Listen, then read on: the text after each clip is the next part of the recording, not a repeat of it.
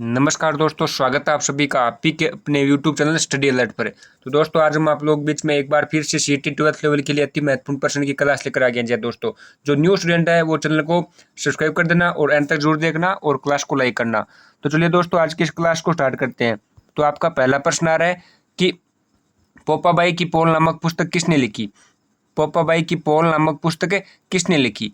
Option number 1 कह रहा है भंवरलाल सराफ, ऑप्शन नंबर 2 कह रहा है जयनारायण व्यास और ऑप्शन नंबर 3 कह रहा है आनंदराज सुराणा और ऑप्शन नंबर 4 कह रहा है मथुरादास माथुर। तो दोस्तों, इसके अंदर आपका राइट हो जाएगा ऑप्शन नंबर बी, यानी जयनारायण व्यास ने पोपाबाई की पोल नामक पुस्तक लिखी थी। नेक्स्ट प्रश्न आपका है कि 1857 के विद्रोह का कोटा में नेतृत्व किसने किया था। 1857 का विद्रोह था वो कोटा में नेतृत्व किसने किया था। जयदयाल और मेहराब खां, या फिर श्रवण सिंह और अजयवीर, या फिर राम सिंह और तख्त सिंह, या फिर मकबूल खां और भगत सिंह। तो दोस्तों, इसके अंदर आपका राइट कौन सा हो जाएगा। 1857 के विद्रोह में कोटा का नेतृत्व किसने किया था। जयदयाल और मेहराब खां ने, यानी ऑप्शन नंबर ए इसका राइट हो जाएगा, जयदयाल और मेहराब खां ने। नेक्स्ट प्रश्न आपका है कि मूसी रानी की छतरी कहां पर है। मूसी रानी की छतरी कहां पर है। ऑप्शन नंबर 1 कह रहा है उदयपुर और ऑप्शन नंबर 2 कह रहा है जैसलमेर और ऑप्शन नंबर 3 कह रहा है अलवर और ऑप्शन नंबर 4 कह रहा है जोधपुर। तो दोस्तों, इसके अंदर आपका राइट हो जाएगा ऑप्शन नंबर 3 अलवर। मूसी रानी की छतरी कहां पर है। अलवर के अंदर है। अगला प्रश्न आपका है कि किस रम्मत कलाकार ने महात्मा गांधी को स्वतंत्र बावनी पुस्तक भेंट की थी। ऑप्शन नंबर 1 है तेज कवि जैसलमेरी और ऑप्शन नंबर 2 है तुलसीराम और ऑप्शन नंबर 3 है फागू महाराज और ऑप्शन नंबर 4 है सुआ महाराज। तो दोस्तों, इसके अंदर आपका राइट हो जाएगा ऑप्शन नंबर 1, तेज कवि जैसलमेरी ने महात्मा गांधी को स्वतंत्र बावनी पुस्तक भेंट की थी। अगला प्रश्न आपका है कि प्रसिद्ध बनी ठनी चित्रकार का चित्रकार कौन था। ऑप्शन नंबर 1 है अमरचंद और ऑप्शन नंबर 2 है निहालचंद और ऑप्शन नंबर 3 है आपका नेकचंद और ऑप्शन नंबर 4 है राज सिंह। तो दोस्तों, इसके अंदर आपका राइट हो जाएगा ऑप्शन नंबर 2 निहालचंद। स्टार लगा लो इस क्वेश्चन को कि प्रसिद्ध बनी ठनी है, बनी ठनी चित्र है, उसका चित्रकार कौन है, निहालचंद। अगला प्रश्न आपका है कि बूंदी किसान आंदोलन का संबंध रहा है। बूंदी किसान आंदोलन का संबंध, यानी आपको कार्यकाल पूछा है। ठीक है, बूंदी किसान आंदोलन का कार्यकाल पूछा है। ऑप्शन नंबर 1857 से 1941 और ऑप्शन नंबर 2 कह रहा है 1921 से 1981 होगा। ठीक है, और 1926 से 1943 और 1932 से 1935। दोस्तों, इसके अंदर आपका राइट कौन सा हो जाएगा। इसके अंदर आपका राइट हो जाएगा ऑप्शन नंबर 3 1926 से 1943 ईस्वी, यानी बूंदी किसान आंदोलन का कार्यकाल क्या रहा है, 1926 से 1943 ईस्वी। तो संबंध हो जाएगा 1926 से 1943। ऑप्शन नंबर 3 इसका राइट हो जाएगा। अगला प्रश्न आपका है कि यशोदा शब्द में कौन सी संधि प्रयुक्त है। यशोदा शब्द है, ये देख लीजिए, आपका हिंदी का प्रश्न आ गया है कि यशोदा शब्द में कौन सी संधि प्रयुक्त है। ऑप्शन नंबर 1 कह रहा है स्वर और ऑप्शन नंबर 2 कह रहा है विसर्ग और ऑप्शन नंबर 3 कह रहा है व्यंजन और ऑप्शन नंबर 4 कह रहा है दीर्घ। तो इसमें आपका राइट कौन सा हो जाएगा। यशोदा शब्द में कौन सी संधि है, विसर्ग संधि है। अगला प्रश्न आपका है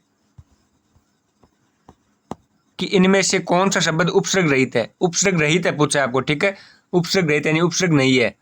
ऑप्शन नंबर 1 है प्रत्यर्पण और ऑप्शन नंबर 2 है विमोचन और ऑप्शन नंबर 3 है संगम और ऑप्शन नंबर 4 है क्रोध। तो प्रत्यर्पण में उपसर्ग है, विमोचन में भी है, संगम में भी है, लेकिन क्रोध में उपसर्ग नहीं है। तो इसमें आपका राइट कौन सा हो जाएगा, क्रोध राइट हो जाएगा। ठीक है, यानी उपसर्ग रहित शब्द कौन सा है, क्रोध है। अगला प्रश्न आपका है कि इनमें से शुद्ध वाक्य कौन सा है। शुद्ध वाक्य कौन सा है। ऑप्शन नंबर 1 है चंद्रगुप्त के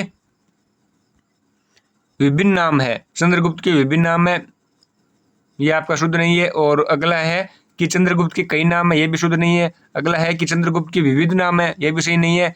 ये सही होगा कि चंद्रगुप्त के कई नाम है, ये आपका वाक्य शुद्ध हो जाएगा कि चंद्रगुप्त के कई नाम है, ये वाक्य शुद्ध है। ऊपर के तीनों वाक्य अशुद्ध हैं। ठीक है, अगला प्रश्न आपका है कि जब कोई सरकारी पत्र, कार्यालय ज्ञापन या फिर ज्ञापन एक साथ अनेक प्रतिशयों को भेजा जा रहा है तो उसे क्या कहा जाता है। यानी जब कोई सरकारी कार्यालय ज्ञापन या फिर वो अनेक परिस्थितियों को भेजा जाता है तो उसे क्या कहते हैं। ऑप्शन नंबर 1 है कार्यालय आदेश, ऑप्शन नंबर 2 है आपका अधिसूचना और ऑप्शन नंबर 3 है अनुस्मारक और ऑप्शन नंबर 4 है परिपत्र। तो दोस्तों, इसके अंदर आपका राइट हो जाएगा ऑप्शन नंबर 4 परिपत्र, यानी जब कोई सरकारी पत्र, कार्यालय ज्ञापन है वो एक से अनेक, एक या फिर अनेक, एक साथ अनेक परिस्थितियों को भेजा जाता है तो उसे क्या कहते हैं, परिपत्र कहते हैं। अगला प्रश्न आपका है कि भारत की सबसे लंबी झील कौन सी है। देख लीजिए, इसीलिए कह रहा हूँ कि क्लास को स्किप बिल्कुल भी मत करना। आपको इस क्लास के अंदर इंडिया जीके के, राजस्थान जीके के, हिंदी के, रीजनिंग के, कंप्यूटर के, विज्ञान के सारे क्वेश्चन आपको इस क्लास के अंदर मिल जाएंगे। स्किप बिल्कुल भी मत करना, यहाँ तक जरूर देखना। एक एक प्रश्न अति महत्वपूर्ण आने वाला है, क्योंकि आपको पता है कि परीक्षा के कुछ दिन शेष हैं। तो ये देखिए, स्टार लगा लो इस क्वेश्चन को कि भारत की सबसे लंबी झील कौन सी है। ऑप्शन नंबर है पेंगोंग झील, ऑप्शन नंबर 2 है पुलिकर झील, और ऑप्शन नंबर 3 है कोलेरो झील, और ऑप्शन नंबर 4 है वेवनाथ झील। तो दोस्तों इसके अंदर आपका राइट कौन सा हो जाएगा? इसके अंदर आपका राइट हो जाएगा ऑप्शन नंबर 4, वेमनाथ झील भारत की सबसे लंबी झील है। कौन सी है? वेमनाथ। अगला प्रश्न आपका है कि कंप्यूटर के जिस भाग में डाटा एवं प्रोग्राम रखे जाते हैं उसे क्या कहते हैं। देख लीजिए, आपका कंप्यूटर का प्रश्न आ गया है कि कंप्यूटर के जिस भाग में डाटा एवं प्रोग्राम रखे जाते हैं उसे क्या कहते हैं। ऑप्शन नंबर है प्रोसेसर, ऑप्शन नंबर 2 है मेमोरी, और ऑप्शन नंबर 3 है सॉफ्टवेयर, और ऑप्शन नंबर 4 है हार्डवेयर। तो दोस्तों इसके अंदर आपका राइट कौन सा हो जाएगा? वेरी गुड, इसके अंदर आपका राइट हो जाएगा ऑप्शन नंबर 2, मेमोरी। यानी कंप्यूटर के जिस भाग में डाटा एवं प्रोग्राम रखे रहते हैं उसे क्या कहते हैं? मेमोरी। यानी मेमोरी में संग्रहित किए जाते हैं। अगला प्रश्न आपका है कि उत्तल दर्पण से बनने वाला प्रतिबिंब होता है। ये देख लीजिए, विज्ञान का प्रश्न भी आपका डाला गया है कि उत्तल दर्पण से बनने वाला प्रतिबिंब होता है। ऑप्शन नंबर है आभासी व उल्टा, ऑप्शन नंबर 2 है वास्तविक व सीधा, ऑप्शन नंबर 3 है वास्तविक व उल्टा, और ऑप्शन नंबर 4 है आभासी व सीधा। यानी उत्तल दर्पण से बनने वाला प्रतिबिंब होता है आभासी एवं सीधा। ऑप्शन नंबर 4 इसका राइट हो जाएगा। अगला प्रश्न आपका है कि प्रकाश परावर्तन के मुख्यतः कितने नियम होते हैं। स्टार लगा लो कि प्रकाश परावर्तन के मुख्यतः कितने नियम होते हैं। ऑप्शन नंबर है 3, और ऑप्शन नंबर 2 है 4, और ऑप्शन नंबर 3 है 2, और ऑप्शन नंबर 4 है 1। तो दोस्तों इसके अंदर आपका राइट हो जाएगा ऑप्शन नंबर 3, 2। यानी प्रकाश परावर्तन के मुख्यतः कितने नियम होते हैं? 2 नियम होते हैं सर जी, 2 नियम इसका राइट हो जाएगा। अगला प्रश्न आपका है कि भारतीय अंतरिक्ष अनुसंधान संस्थान यानी इसरो का मुख्यालय कहाँ पर है। ये तो आप सभी को आना चाहिए कि भारतीय अंतरिक्ष अनुसंधान संस्थान यानी इसरो है, उसका मुख्यालय कहाँ पर है। ऑप्शन नंबर है बेंगलोर, और ऑप्शन नंबर 2 है आपका अहमदाबाद, और ऑप्शन नंबर 3 है त्रिवेंद्रम, और ऑप्शन नंबर 4 है हैदराबाद। तो दोस्तों इसके अंदर आपका राइट हो जाएगा option number A, Bangalore. Bangalore के अंदर है, ठीक है। इसरो का मुख्यालय कहाँ पर है? बेंगलोर के अंदर है।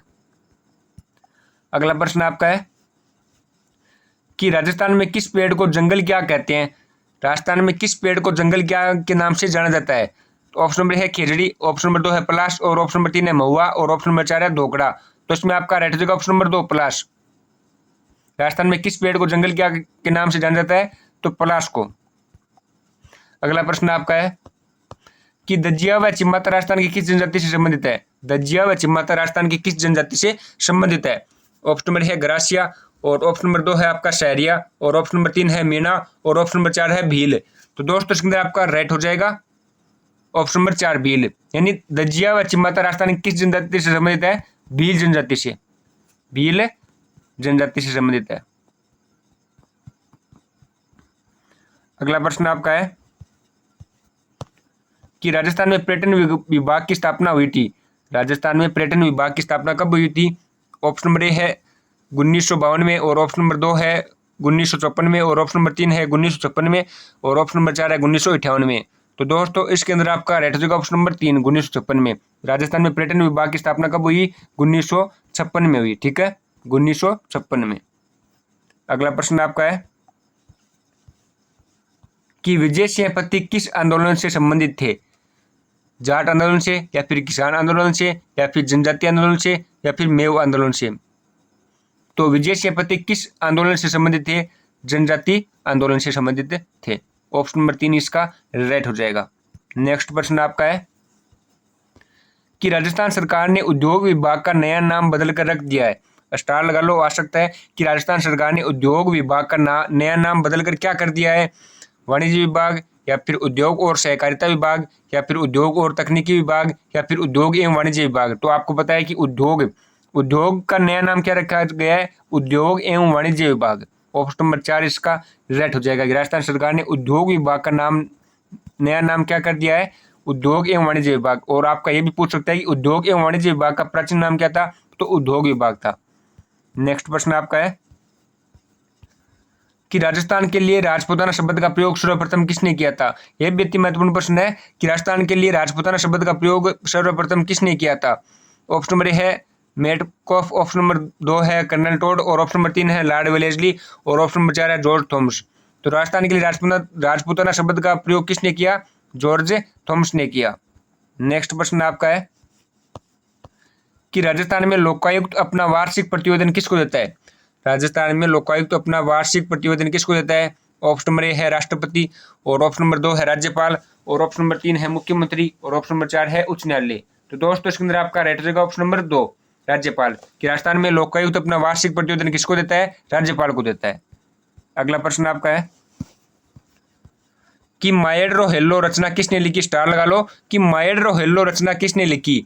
ऑप्शन नंबर ए है मेघराज मुकुल, ऑप्शन नंबर 2 है केसरी सिंह, और ऑप्शन नंबर 3 है मुरारीदान, और ऑप्शन नंबर 4 है कन्हैयालाल सेठिया। तो दोस्तों माएड्रो हेल्लो रचना किसने लिखी? कन्हैयालाल सेठिया ने लिखी। ऑप्शन नंबर 4 इसका राइट हो जाएगा।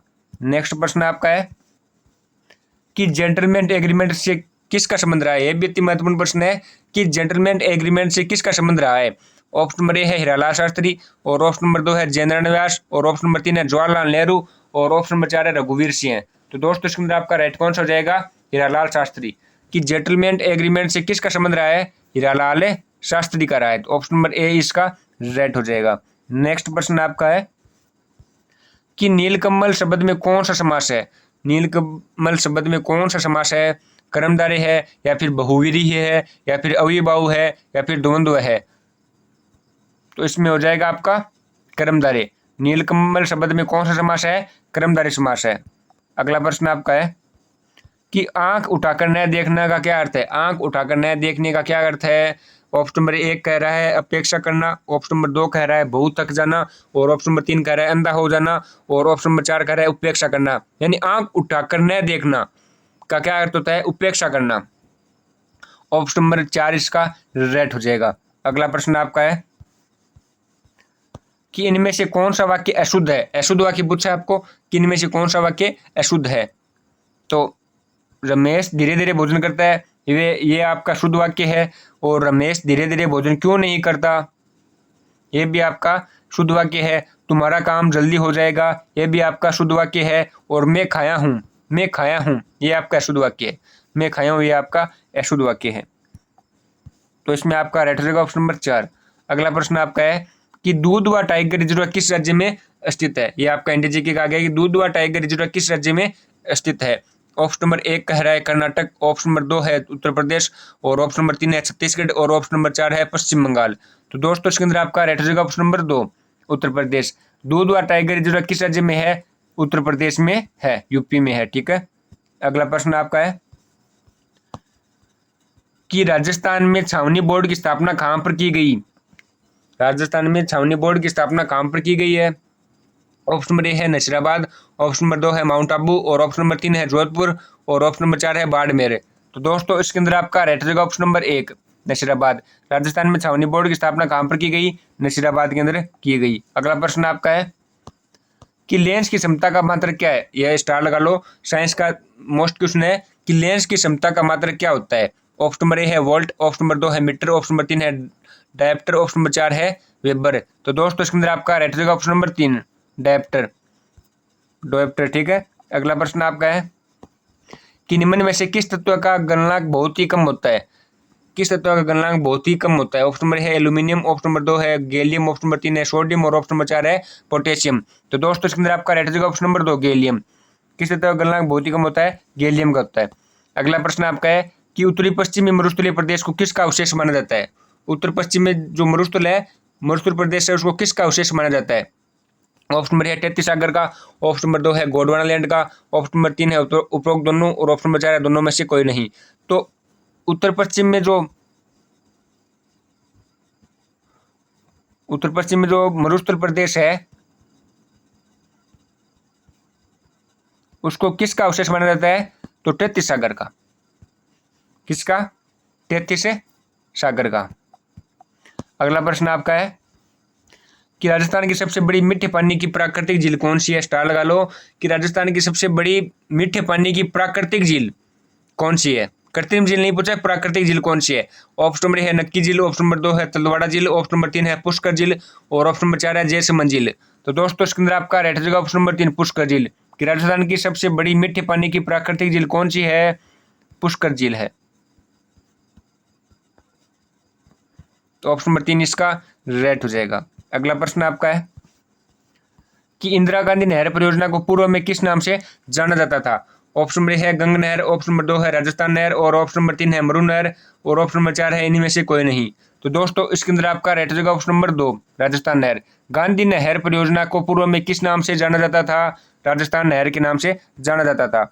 अगला प्रश्न आपका है कि मानसून का जुआ कहा जाता है। मानसून का जुआ किसको कहते हैं? ऑप्शन नंबर है उद्योग को, ऑप्शन नंबर 2 है सेवा को, ऑप्शन नंबर 3 है कृषि को, और ऑप्शन नंबर 4 है वर्षा को। तो मानसून का जुआ कहते हैं कृषि को। अगला प्रश्न आपका है कि राजस्थान का देश में बाजरे के उत्पादन में कौन सा स्थान प्राप्त है? स्टार लगा लो, आपको आना चाहिए कि राजस्थान का देश में बाजरे के उत्पादन में कौन सा स्थान है? ऑप्शन नंबर है प्रथम स्थान, और ऑप्शन नंबर 2 है द्वितीय स्थान, और ऑप्शन नंबर 3 है तृतीय स्थान, और ऑप्शन नंबर 4 है चतुर्थ स्थान।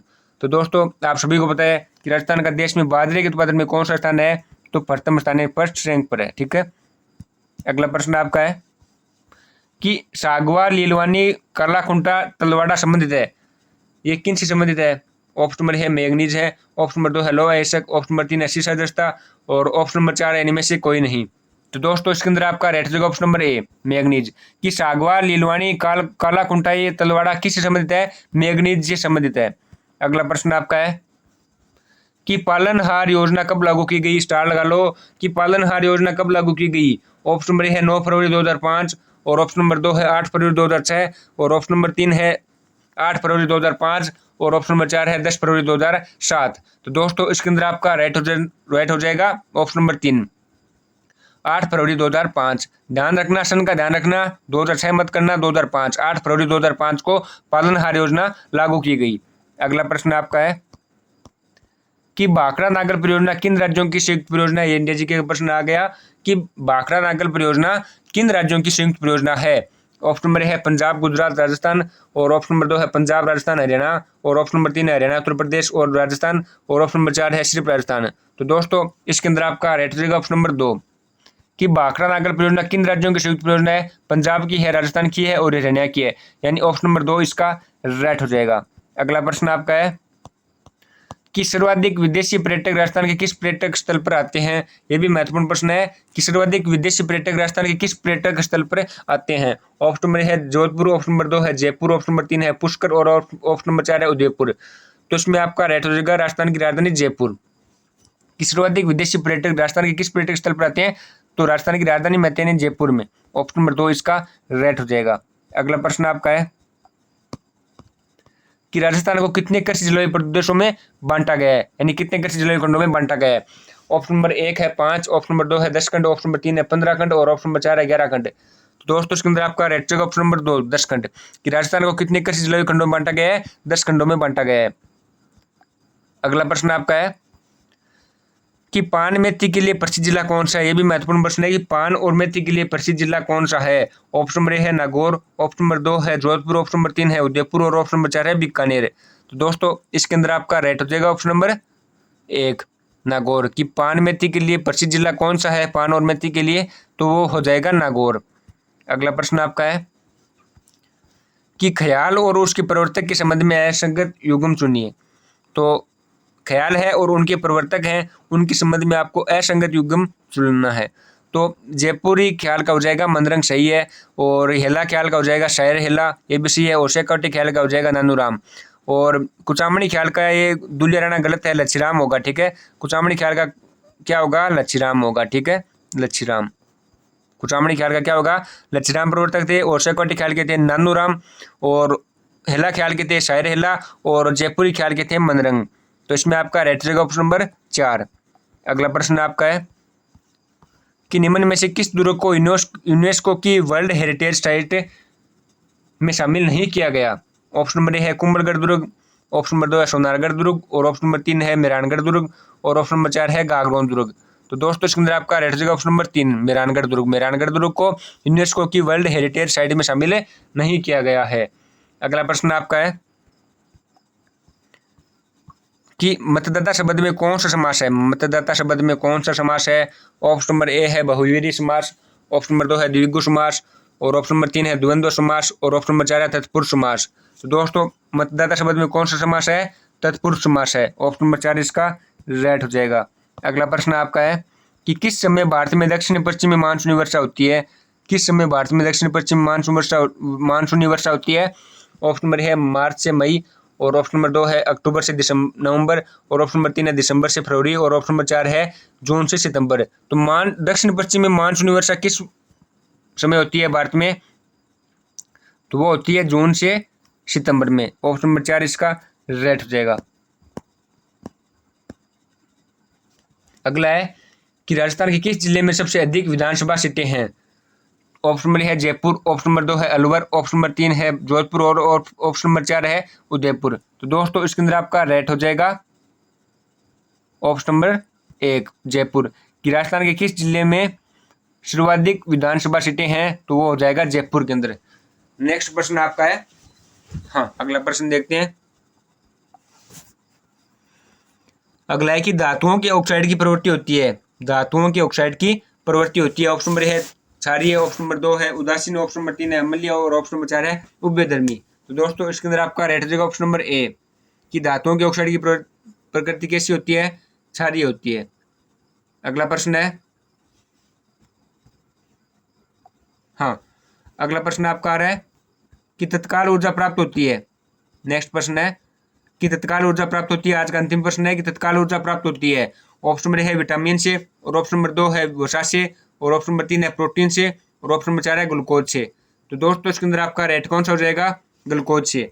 कि तत्काल ऊर्जा किससे प्राप्त होती है? ग्लूकोज से प्राप्त होती है। तो दोस्तों आज की क्लास आपको कैसी लगी कमेंट करके जरूर बताना, और आपके कितने क्वेश्चन राइट हुए ये भी कमेंट करके जरूर बताना। और आपने अभी तक स्टडी अलर्ट को सब्सक्राइब नहीं किया तो स्टडी अलर्ट को सब्सक्राइब कर देना, क्योंकि स्टडी अलर्ट पर आपको शाम को डेली लाइव क्लास मिलती है 2 से 3 घंटे की, और आपको सुबह 5 बजे डेली आपको अति महत्वपूर्ण प्रश्न का रिकॉर्डेड वीडियो मिलता है। ठीक है, 25 से 30 मिनट का रिकॉर्डेड वीडियो मिलता है जो परिषद दृष्टि से अति महत्वपूर्ण रहने वाला है, और आपको डेली 2 से 3 घंटे की लाइव क्लास मिलती है। इसलिए कह रहा हूँ कि जो भी न्यू स्टूडेंट है वो चैनल को सब्सक्राइब जरूर करना, और क्लास को लाइक करना, और अच्छे लगे तो कमेंट करके जरूर बताना, और आपके कितने की सुधार हुए ये भी कमेंट करके जरूर बताना। और आपने अभी तक टेलीग्राम ग्रुप को ज्वाइन नहीं किया है तो टेलीग्राम ग्रुप को भी ज्वाइन कर लेना।